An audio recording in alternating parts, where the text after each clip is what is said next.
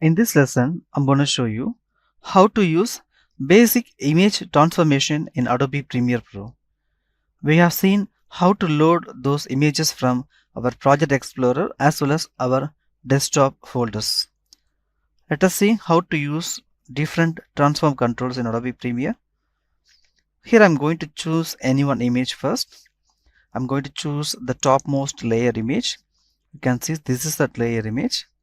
When I choose that image and I come to this FX control, you can see we have a default options here. In this default option, you can see we have the particular element which is video here, and I click this option which is the motion. So here we have all the basic transformations what you can do for image as well as video in Adobe Premiere Pro. Here you can see at first I have the position. With the help of this option, I can able to change the position of the current image. You can see we have the center point here at this 960 pixels, and we have center point at 540 in this y-axis. So you can able to change those things if you want. For example, if I increase this, I will get the center point from this place to my right hand side, which means that will create the illusion like that image was moving from the center point to right. You can see that you can able to move that in left as well as right movement. The same way I can able to move in y-axis with the help of this option. I can increase to move down and reduce to move up. You can see that. After this, I have the option which is scale. So with the help of this scale option, you can able to do all those scaling. You can able to reduce the image. At the same time, you can able to increase the image. You can see that. So these are the things you can able to do with this scale. Now if you want to reset, you can use this option which is reset parameter. And each attribute you can see we have that option. Now I choose this reset parameter, and in position also you can see I can able to done those things. Now I expand this scale. When I expand the scale, you can able to see that we can able to reduce the scale as well as increase the scale. And in scale you can see we can able to adjust both height and width simultaneously. If you want to adjust the width or height alone, you can disable this option which is uniform scale. Now I'm going to disable this. When I disable this, you can able to see we have the scale height and scale width. This is the another option we have. If I adjust here, you can able to see I can able to adjust the scale height only, and I have the scale width separate option. You can see I have the slider too. If I adjust there, I can able to adjust the width alone. So based on your need, you can choose how you want those adjustments.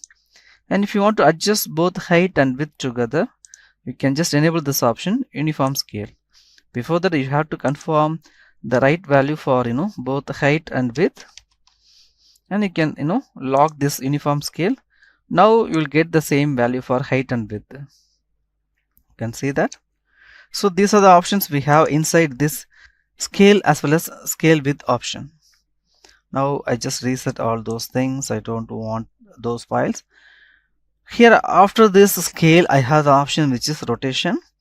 With the help of this rotation option, I can able to rotate the current image. I just expand that area. You can able to see we have the value 0 as well as the rotation angle. So now I can expand the value. You can see we have the rotation in clock manner, in the same clockwise. And if I move that in the left hand side, I can able to see I have the same rotation in counterclockwise. So I can able to adjust the rotation value here. Now I just adjust the value, and I'm going to reduce the scale also. Now I change the X and Y position. You can see how I was changing that. So I was changed in this way. Now I choose the second image, and here I'm going to do those things. So I reduce the image size. Whenever you are applying FX control values for the selected image or video footage. You can see we have the yellow colored indication here. Those icons are in disabled mode in other all layers. You can see that. So if it was in a disabled mode, we have removed all those effects, or we have not yet added effects on those layers. Now here we have added those things. That's why we have the layer like this, and I'm going to move that where I want. I want to rotate that, and I'm going to move down a little bit. So in the same way, you can able to apply those effects for all those images what you have here. You can see I was adding more changes.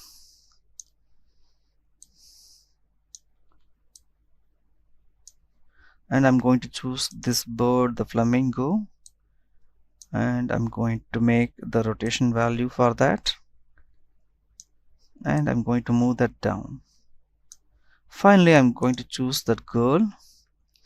I was moving her from left, and I was moving her from bottom. So you can see I can able to do all those things. I can able to rotate, I can able to move, and I can able to scale with the help of this option, these transform controls, effects, motion in Adobe Premiere Pro. Now you can see I can able to add all those things there. After that, what I'm going to do is I'm going to use the other options here. We have anchor point, anti-flicker filter. So now I choose the very first one, this image. I'm going to increase the scale, and I'm going to place that where I want. Now I'm going to adjust these options. First we have the anchor point. So when I adjust anchor point, I can able to do the anchor point adjustment from left to right, and with the help of this option, the second anchor point, I can able to adjust the anchor point position of the object from top and bottom. And after that we have the anti-flicker option. I expand this. You can see right now we have the value which is 0, and we have the maximum value which is 1.